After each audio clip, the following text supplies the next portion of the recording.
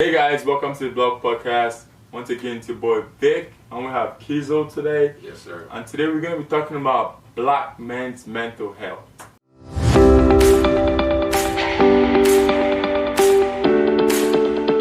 Hey guys, welcome to the Blog Podcast. Once again, it's your boy Vic, and we have Kizo today. Yes, sir. And today we're going to be talking about black men's mental health. So I say black men's mental health, but I don't mean there's not we know there's mental health for some people are going to be like, oh, why are you not talking about mental health for women or mental health for all men and all that shit. Yes, I get that everybody need mental health, but right now today we're going to be specifically talking about black men's mental health, because I feel like even a white man and a black man, the mental health struggles that we face is completely different from a white man. Even though they're a man in society, it's still a whole different thing. It's a whole different bucket. There's a big difference between white and black men. Right. We have underlying the same kind of issues when it comes to expressing ourselves, and boys not being able to cry and all that kind of stuff that affects our mental health.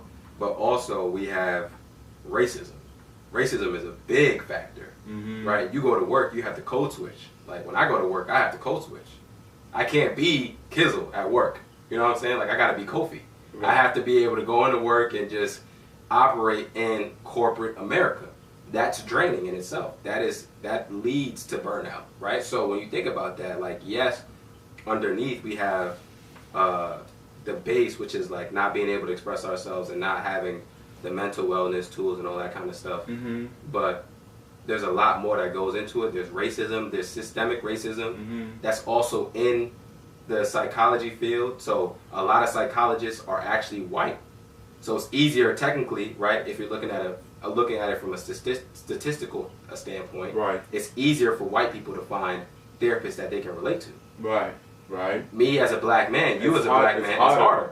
4% of therapists are actually black. Right, and then 1% of that I think are actually black men. So it's very hard for a black man to find a black male therapist. So when you look at the differences between white and black men, those are the main things that I look at. When it's okay, yeah, white men are going through some of the same things that black men are going through, but it's different. It's different. You can go on psychology today as a white man and find a therapist wherever you are at, regardless of where you at. And I also feel like mental health is also more accepted in other communities than the black community. For example, when a black man tries to show weakness or just vulnerability, it's taken for granted, or sometimes even when it's not taken for granted, it's you could be ridiculed, or they'll make fun of you for showing yourself out, expressing yourself. And it's just so hard for a black man out here to express himself, because we have been taught to the whole time of growing up to be strong, to be tough, to protect, defend everybody, our family, our this. But no one ever talks about how do black men actually, how are we coping with all these things? How is your mental health? Right. No one cares about that kind of stuff. You know what I mean? And even when you say this kind of things, it's sometimes a lot of black men, they feel they can't open up. Right. So even their wives, their partners, their friends, because they feel they're not going to be taken seriously. You know what I mean? Yeah. No, you're absolutely right, bro. We grow up in a society that says basically to men, put yourself last and put everybody else first. You get what I'm saying? And so growing up like that, you don't know how to really take time for yourself. And then everybody really just expects you to do what society wants you to do, which is put everybody else before you. And so you kind of have to you really have to unlearn a lot of that stuff. And that's why when I got into therapy, and then also when I started expressing yourself black man, I realized okay, we have a big problem with wanting to protect and provide for everybody. And so what I always tell people is, or black men specifically, is you are the main character of your story. You get what I'm saying? You're the main character of your story. Yes, you want to take care of everybody else, But at the same time, you got to take care of you. Because if you don't take care of you, the story's over. Once the main character dies, ain't nobody watching the rest of the movie. Right. You get what I'm saying? So it's like, bro, make sure you take care of yourself first. You're still a person that needs to be provided for and protected as well. Right? Like we want to provide and protect for everybody else. Yeah. You got to provide and protect for yourself too. And so it's like it's a lot of unlearning and relearning, and that's what therapy has really taught me. It's like, okay, prioritize people, but also make sure that you're not prioritizing people over your own self. At the expense of yourself. Exactly. Yeah, you have to also like, you also have to like prioritize yourself too, because like if you don't take care of yourself, you can't really take care of other people. That's a fact. Yeah, that's a fact. Yeah, that's one thing that we need to do. I feel like another thing that like affects us is like, not just affects us, another big part of like the mental health thing is just like social media. The way it is, not just social media, the media in general. Like the way black men are portrayed in the media is just so bad. Like we're just portrayed like either a criminal, a drug dealer, a rapper, an athlete, like that's it. Or a cheater. Yep. Bro, and the worst part is like black women now are joining this whole ideology, and even like spreading these things out there about black men that sometimes are not even true. Like you need to judge someone by their character, not by a group. Like I feel like that's what we do now in society. It's a lot. It's a lot of that generalization stuff. We just generalize, but like women, like black women do this. Women do this. Black men do this. Like it's not like Kofi does this. Like this is Kofi or this is Vic or whatever. Like I'm so different from a lot of other black men, or like even my brother, I'm different from him. So why do I have to be like put in this box with like a bunch of people that I'm not even like, you know, and after some time when they're like, this is where you are, this is who you are, this is who you are, then you start like, if you're not strong-minded, you start being that person. Like when you're growing up, you're told like, oh, you're gonna be successful, you're smart. Like even for me personally, if someone told me, bro, like you're a smart guy, man, you're a very smart guy, you know what happens? Whenever I'm in a situation where I have to like be smart, whenever I'm in a situation where I have to deal with that person, I would try as much as possible to compose myself and do it in a very smart way, because I know this is how this person envisions me. Like, you know what I mean? I'm like, I don't want to, I'm already up here with this person. I don't want to ever bring it down to like this place, you know what I mean? So it's like, I want to be better just because this person has has this ideology of me that I'm a better person. I feel like black men, society puts this negative shit on us, and a lot of us just like, they're like, you know what, this is what they think about us, so you know what, I might as well do it. Fuck it. Because like even if I don't do that, they're still gonna think that, so I might as well just do that. And you know what the thing is that you mentioned just now, you talked about affirmations, but you didn't really say affirmations, but that's basically what you're talking about. When someone affirms you and says, yo, you're smart, you can do this, what ends up happening is that you internalize that message, right? And so you take that positive message, and then when you need it, your subconscious is able to bring it back out, basically, right? It's basically ingrained into your subconscious. You water it. It's basically a seed, right? So this is why we talk about like words have power, and this is why I really tell people, relax with the generalizations. Relax, because everybody isn't that somebody that may have hurt you or that you may have seen online. Because now what you're doing is you're telling a whole demographic of people that they're toxic or they ain't shit or whatever the case may be. Because you were with some toxic guy. And what ends up happening is there's a group of people that are in that demographic that take that like, you know what, they don't love us, they don't care about us, so why should we care about them? And that's how you create. This is why we have that whole gender war thing, right? This is why I'm not on Twitter, by the way, because it's like, girl, anytime I see black Twitter and threads, I just see black men going at black women, a bunch of insults, or just a bunch of just people just not being open-minded to another person's perspective. And I don't have time for that, bro. I'm not in the business of arguing black people down. I'm not trying to argue women down. I'm not trying to argue black men down. I'm trying to create solutions. Right. I'm trying to show people how you can express yourself healthily. I don't have time to be going back and forth with you in the thread. Nope. We don't have time to be just generalizing each other, right? Nope. It doesn't do anything for us. Because now you're saying all black men ain't shit. What does that do for you now? You still want to be with a black man. Right. And on the reverse, if you say all black women ain't shit, what does that do for you? You still going to want to be with a black woman. Right. So how is that helping you? We have to be able to go underneath what that really means and what we're actually saying and what's sparking that thought or that expression. Because if it's, oh, I was hurt when I was 13, shorty cheated on me, you got to deal with that. There's some trauma there.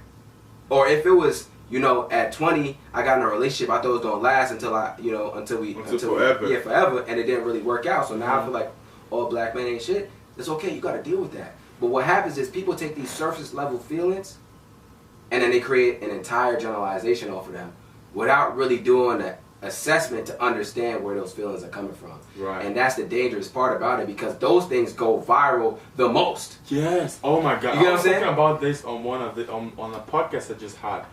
Right. I literally said this. Right. I was like, you guys, because even when a lot of people see black men, especially black men on podcasts, they want to come after us. They want to come after us saying, all black men talk about is, like, literally the generalization is so freaking crazy. Yeah. They say all you want to talk about is bashing black women, like take away microphones from black men and podcasts, take away this. And you know the funniest, craziest thing about that? Most of these podcasts, black men podcasts that I have, right? A lot of them talk about a lot of positive shit. Right. Like even the podcast that they may have said something like bad at some point. There's positive in there. They probably have had like 100 episodes of like good information. Right? And then the one negative information that they have blows up. And then because, like, okay, if you put a negative thing out there, social media loves that shit. They want to talk about it. Everybody's retweeting, everybody's sharing that shit, everybody's talking like, oh, look at what this guy said, this. So we, as a society, we're promoting that shit without even knowing it. Yeah. Like, we think we're bashing this stuff, but we're promoting it. Why do you think all this toxic, negative podcast, all these people that have toxic, why do you think this shit grew up like in like crazy? Because people love toxicity. They want to go, either they want to go bash this person, or they want to go like, or they love toxic shit or something. Like they just want, and it's like, don't come and tell me that I can have a podcast because you heard some 15 minutes clip of like some guy that was saying some toxic shit, and then you just generalize that like that's what all of us are. That's not it. And that's the thing, right? We live in a society that is hyper focused on finding things that are outside of what society deems as the norm, right? Or acceptable, or politically correct, or whatever the case may be. So when you have black men on podcasts that are finally expressing themselves, and they have thoughts that have never been checked or filtered, you're gonna have some quote unquote mistakes, right? You're gonna have some men that come on there and are speaking out of hurt. Like, that's what happens when you have 25 years of raw emotions that have been internalized. You know what I'm saying? Right. That's what happens. And that's what I talked about today. I'm like, yo, bro, black men start podcasts because nobody will listen. That's the reason why. That's part of the reason why, right? And then the other part of that, too, is like, that I wanted to talk about is, you're absolutely right. There are a lot of black men that have podcasts that are very positive. There are a lot of black mental health therapists and professionals that have podcasts that are very positive. There are a lot of black artists, black men that have podcasts that are positive. Y'all don't see those because that's not what goes viral. Yeah. If you're following Spiritual Word and The Shade Room and Baller Alert and you're expecting to see a positive post about black men on a podcast, I'm sorry to tell you, you're not going to see that. You also have to look at what you have on your social media feed. Everybody's like, oh, black men don't need any more podcasts. But it's like, bro, why are you following The Shade Room and Baller Alert so much? Why are you like? I'm not trying to sit here and say that those are the worst pages on earth, but it's like, bro, all that is gossip. All I see from the shade room is gossip and negativity most of the time. Don't get me wrong, they got like maybe 15% of the content is positive, but 85% of the content is gossip and negativity. So you have to ask yourself as a person, why is it that I'm consistently following this and getting triggered to the point where I'm so upset at all black men? Shouldn't I be doing something about that instead of blaming all black men and saying all black men do is get on podcasts and bash black women? No, all the platforms that you follow do is promote podcasts that bash black women, but you're blaming all black men. You get what I'm saying? Right. You just take this, you just take this little clip that you got and you just generalize it. And I'm like, what? Have you even listened to my have you ever listened to my podcast? Anything that I said? No. But like, oh, I just saw this 10-second clip that you just said this, and now, oh my God, you guys are what? He hates black women. He hates black women. Yeah. Like, bro, you didn't even, like, what? Like, I remember I posted something one time, and this lady came at me. Bro, it wasn't me on the video, like on my podcast, right? I had another guy. He said something, right? This lady came at him like completely, like, black men shouldn't have podcasts, blah blah blah blah. Then I asked her, I was like, what did he say that was wrong, right? Then she said, oh no, I didn't ask her. I tried to correct her and tell her, oh, that was not what he was even talking about, right? Don't matter. Then don't matter. It don't even matter, right? She gotta double down on then someone else asked her, what did he say that was wrong, right? And then she said, I didn't even watch it. I just like, I'm gonna watch it later, but I just like black men. I'm like, so you didn't even watch it, and you already have this assumption. Yeah, people like that. Yeah, see, that's the thing I'm saying about media, though. The media, whatever the media puts out there, it's so powerful because that's what people think of this thing. That's why I'm telling you, like, because the media has put it out there as toxic black men. Now everybody think every black man having a podcast is a toxic, and that's not true. And that, you know what I mean? And that's the thing, is a groupthink mentality. That's another thing I talk about on the page. Not necessarily groupthink, but I talk about critical thinking. As a society, we get on social media and we don't know how to critically think. We don't know how to look at a piece of content and say, this may not be true. Let me do my own research. Let me see if this aligns with the things that I've been taught or the things that I want in my life. Right. So we just go on social media, anything that we see becomes fact. I saw somebody post something about Howard, where they were saying like Howard, or it was another HBCU, was sponsoring students from Ukraine. Or paying like millions of dollars. I saw that. I saw that post. Let me explain something real quick. Okay. Right? I saw in the comments, people were like, yo, this is crazy. I can't believe Howard would do that. And some lady commented and was like, yo, this is not actually what's going on. These are actually African students that they're sponsoring, blah, blah, yada, yada, yada. The person responded and said, no, the post says this. And it's like, bro, you understand that the post could be wrong? That this is a human being that made that? And there's somebody else offering insight from actual Howard University, and you're just choosing not to. You get what I'm saying? Yeah. But that's the thing I'm talking about media, though. The media, they need to do a better job of the way they like portray black men. Why aren't we seeing black men that go to colleges, that like computer science, that like have business degrees, you know? Like, we're not seeing this stuff. We're only seeing black men that like criminals, drugs, that like into drugs, that like either athletes or like or even music. And even the black men in music, if they don't sing about ass and titties and drugs, they ain't going nowhere. You know what I mean? So it's like, it's the society that we live in. It's the society and the media, the way it shapes us. Okay, yeah. So the media plays a huge part in shaping us. So we can just go. I think we should go into like some tips that can help black men just better with expression, or just like in general. No, like black men like seeking like mental health, like care. Yeah. Like some tips that can like help them, like, you know. So here's the first thing that I say. Yeah. If somebody doesn't want to get into therapy, there are two things that you can do individually that will greatly, like positively impact your mental health. One of those things is meditation, right? So one thing that I do is I meditate for 5 minutes every day. Okay. I do belly breathing. It's very, very, very simple. You sit down, get in a nice relaxed position, put your hands on your laps or your hands to your side or whatever. You can close your eyes and just breathe in your belly expands. Yeah. And then you breathe out, all through your nose. Set a timer on your phone. That's all I do. I literally, hey Siri, set a 5-minute timer every day, and just sit down and just meditate for 5 minutes, bro. Because what that does is that it puts you in a state of relaxation, but it also makes you practice mindfulness because you're trying to focus on that belly breathing. And also belly breathing is better for you than just like breathing from your chest. So you get more circulation of air. So that's one thing that's really good.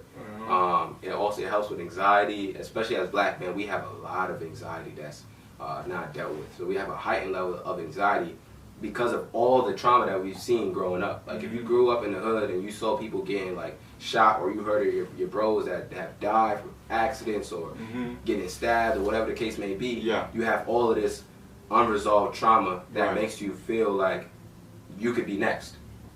Right? So when you leave out the house, you're at a heightened state of anxiety just because you feel like there's a potential you could die that day. True. So that mindfulness meditation, that belly breathing really helps. Another thing is journaling. So that journaling is really good, bro. Okay. So like what we're doing right now is technically journaling in a sense. Like podcasting is journaling in a sense. It's audio journaling. It's oral. It's not Oreo. It's oral journaling, right? There's many different ways in which you can journal. You can video journal. You can do audio journaling.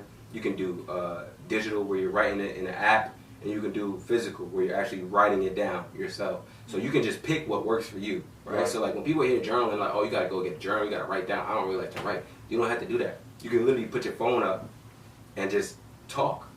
Whatever it is that you're feeling in that moment, talk, get it out, save it for later. 2 months down the line, listen to it or watch it again and just see what your mindset was and see how much you've grown and all the things that's happened. So those are 2 things you can do individually. Now, I'm always going to push for people to get into therapy, right? I'm always going to push, go to therapy, go to therapy. Therapy is huge, bro. I personally need to go to therapy too. Listen, well, it's like plug you in, bro. No, it's like I feel like right now in the moment, I feel like I don't really need it. Okay. Like, so it's like, I don't know, another thing, right? Like, sometimes, like I was saying, I don't do therapy right now, but because I feel like I don't need it. Sometimes some people, like me, for example, I may need it without even knowing. Yeah. You know what I mean? But another. Anytime, I'm gonna just say this real quick. Anytime someone says I don't need therapy, I'm like, no, you need it. Right. Actually, like you definitely need it. Because you don't know. Says they don't need it, I'm like, no, you definitely need it. When I say I don't need it, I mean like I don't have any issues that I feel like I want that I have to address or like deal with right now. Like it's not like I don't need it in general. I don't need it at this moment. As in like everything you have a good, I feel like good control over your life. Good flow, good control, everything is going fine. Absolutely. But I think also sometimes therapy also like helps you like prevent shit from even happening. Not sometimes. Have a better understanding of who you are as a person, like why you do certain things. Like I may be thinking I'm fine, right? But like maybe like, you know, if I speak to somebody about certain things, but it's like, you know what I mean? Some people don't even know where to even start with therapy. How do I even go? Where do I even start being vulnerable to, you know what I mean? Like I remember a couple of days ago, there's so many people out there that need it, bro. See, last week I put up something on my page and I was like, okay, like, because I remember I posted a video about the video that was going viral about Michael Bisley. So I posted that video. So that video really resonated with me. So I posted it and I was just like, yo, anybody has any mental health thing that they're dealing with or that they want to like talk to somebody about, or they just want to vent. You don't want to talk about, you just want to vent. Just DM me whatever you have to say and I reply to every DMs. I told him that and they were like, yo, you know what? People started DMing me. Like, people were DMing me, telling me all sort of things.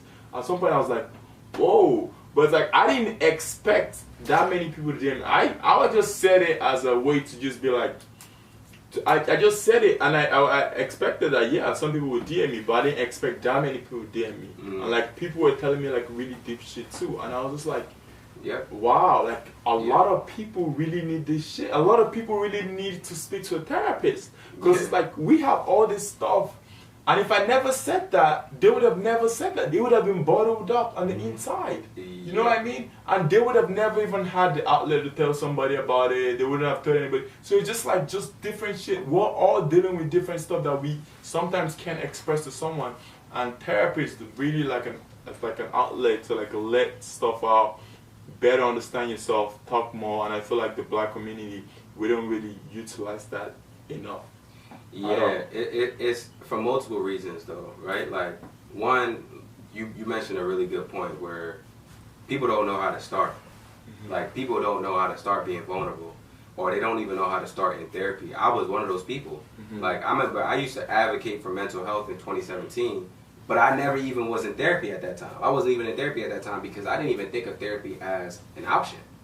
Like that's one thing. A lot of people don't really even think of therapy as an option for what it is that they're going through, and they don't know how to start. So I want to give people the blueprint. Like this is how you start with therapy. You first assess what it is that is going on internally. Like for you, if you're like, I don't really got much that I feel like I need to talk about, that's fine. Go in and have a conversation with a therapist, and y'all can just chop it up. Most therapists are gonna ask you about your history. They're gonna ask you about your childhood. Once you start talking about your childhood, I guarantee you there are going to be some things that you guys are going to be able to talk about. Like, without a doubt, bro, there are going to be some things that you guys are going to be able to talk about. So that's the first step is just assess what you feel like you need to go into therapy for. Second step is identify the characteristics you want your therapist to have. So that's part of the assessment is like, okay, let's say for me, I was going into therapy because my girlfriend cheated on me, right?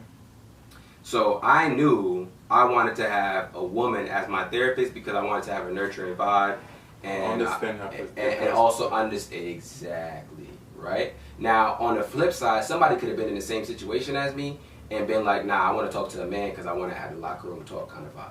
You get what I'm saying? So it's all about what you're actually going through and understanding what you want from your therapist. The reason why a lot of people get into therapy and they're like, yo, I hated it, is because they never took the time to actually vet their therapist. They just hopped into therapy with some random person and was like, oh, this is not the vibe for me. Therapy don't work. It's like, nah, therapy does work. You just don't know the process. Yeah, you just didn't meet the right person. Right. So the third thing to do after you assess and after you figure out the characteristics that you want your therapist to have is to then research therapists. I've made this super easy on the platform. If you go to expressyourselfblackman.com/therapy, there's a bunch of therapy directories. We're also launching an exclusive community like I talked to you about, and we're partnering with the organization to give people low-cost therapy. So people will be able to come into the exclusive community and get therapy for $50 or less. You get what I'm saying? So it's like, I'm trying to make it so simple that you can't say, I don't even know how to start. Like, you would be able to get therapy for $50 or less, and you're not even having to pick your therapist. You would have an intake call with somebody. They would understand your needs and then help you to find a black therapist to then talk to that's in that network. So the third step, if you're not in the exclusive community, is to go research. You can still go on expressyourselfblackman.com/therapy. A bunch of directories there. What I tell people all the time is find 3 to 5 therapists that you feel like match the characteristics that you want them to have. And then you do an intake session with them where they basically talk to you about what it is that they do and how they do it and what you're experiencing. If you feel like the vibe is right, then you just pick one out of those 5. The reason why I always say 3 to 5 is because some therapists, a lot of black therapists are at capacity. They don't have any more capacity to be able to take in new clients. So you may find a dope therapist and you may email them or call them and they'll be like, and they just won't respond because they just don't have, they're just so busy. They have so many clients that they won't respond. Right. So have 3 to 5 because you never want to put all your eggs in one basket. But I'm making it super simple for people. I got the link, expressyourselfblackman.com/therapy, where you can go and find all the directories, and then also exclusive community where you're going to be able to do an intake session, 15 minutes, and they find a therapist for you, and it's going to be $50 or less. So yeah, we trying to, like I said, bro, it's about building solutions, bro. I'm not in the business of, yo, y'all need to get into therapy, go figure it out. Like, it's, y'all need to get in therapy, and this is how you can do it. Right. You know what I'm saying? Like, this is how you can do it where it's not going to cost you an arm and a leg and be the most tedious thing in the world. Right. Oh, that's dope. That's dope. Yeah. Okay. That's good. I think another thing with black men that therapy, obviously, but I feel like we need to also, as a black community, we need to know that it's okay to go through certain shit. you know. It's okay. I feel like we need to even accept the fact that it's okay. You know what I mean? It's okay to be vulnerable. It's okay to feel these things that you're feeling. It's okay to do all these things, but it's also okay to reach out for help. It's okay to reach out for help and reach out. I know we have this society that tells us that we can't, but it's okay to reach out for help, because like you're not gonna get help if you don't reach out most times, because no one really knows how you really feeling on the inside. Right, especially as a man, where you're expected to be the provider and like the foundation, right? So a lot of people aren't going to reach out to you and see how you're doing. That's the unfortunate society that we live in. So when you feel like you're going through things that are impacting you, you have to be able to take a step back and reach out. Like, and also the problem is too, like, we don't spend enough time in our bodies where we're just understanding and just doing a check-in to understand where we are, right? Like, we don't sit with ourselves to be able to say, you know what, I'm at my capacity right now. Like, I need my cup filled, so I need to reach out to somebody. A lot of us get to the breaking point, and then we break. And then it's at that point, it's like, oh, I didn't even know he was going through all that. But to be honest, if we're doing the right work, we don't ever get to that breaking point, because we understand when we're getting to the crumbling point, where it's like, all right, you know what? I'm feeling something right now. You know what? Let me reach out. Let me figure out a way to be able to deal with this healthily. So it's like, yeah, like I always say, bro, the whole merch is black man, it's okay to not be okay. Yeah. Because it is, right? But we have to be able to understand when we're not okay. Right. So that we can be able to go in and reach out and get that help. And of course it's okay to be vulnerable, and of course it's okay to reach out to people and get help. There are good people, man. Like, a lot of us grew up in society, in like an environment where we felt like people were not reliable. And so we had this idea that regardless of who we reach out to, they're not going to be reliable. We're not going to be able to get the help. But there are good people, bro. I've met a lot of great black people in the black mental health space, not only on IG, but just in real life, that are doing the work, bro. So it's like, yo, reach out to the right people and the right resources. And a lot of them, like I said, I have them on that. I have a lot of directories on there, but I'm a resource, you're a resource. There's a lot of people that are willing to listen. Like what you did when you said, yo, DM me, was make yourself a resource for people to openly express how they were feeling. And the crazy thing is, people DM me, like, even really deep stuff, bro. I'm telling you, someone actually was like, bro, I think, like, I'm gonna, like, I wanna kill myself. Yeah.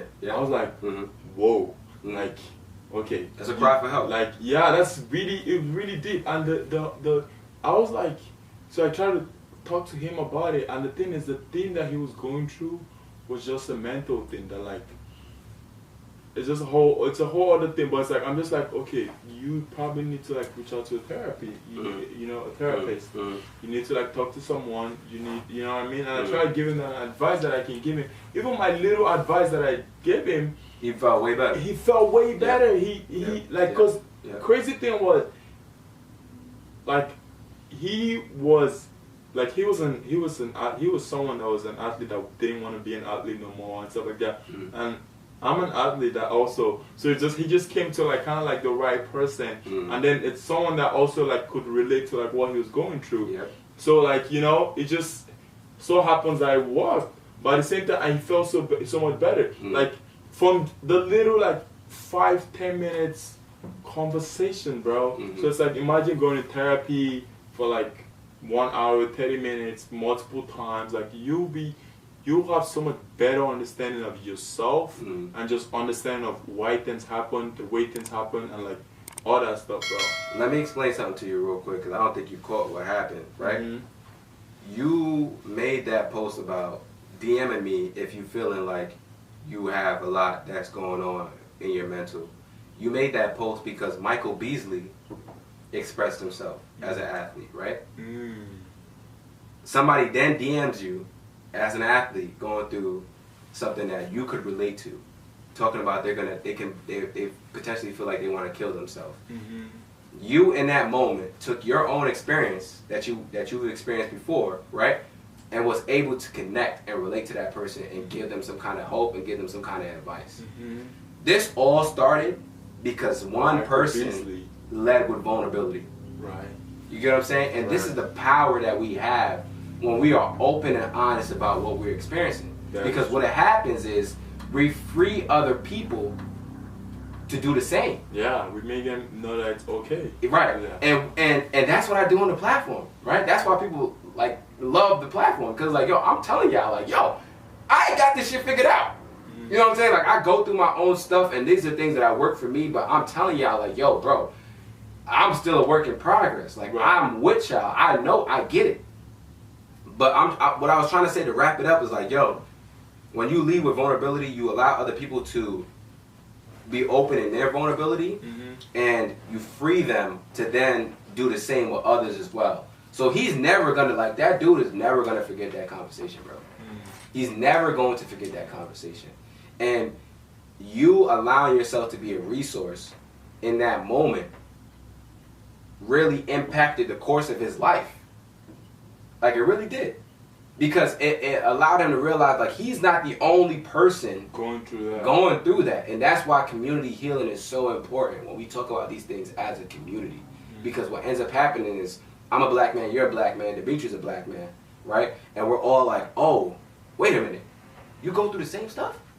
Like, me sitting here listening to you, I'm like, oh, okay, cool, you get it. Yeah. You know what I'm saying? But we don't get to that point if you don't tell me. Talk. You know what I'm saying? Like, you don't tell me this is what you're experiencing. Right. So, yeah, bro, I just wanted to break that down, man. Yeah, that's great. Oh, man, I feel like it was a great, very great podcast episode, man. Yeah. Like, I feel like we really talked about, like, some really good points. And, like, it was really, because, bro, there's so much that we can talk about when it comes to, like, mental health and, like, black men. And I'm so glad to have you on the podcast today for us to, like, talk about these things, even though I hope this episode could maybe, even if it's just one person, maybe just lead one person to therapy, one black man out there, or like one person, whatever, black man, woman, wherever. I hope this little session can, like, help somebody out there, and, like, that's all it takes. And when you help one person, it could turn out to, like, helping other people. That one person could help it, just like, you know. Right.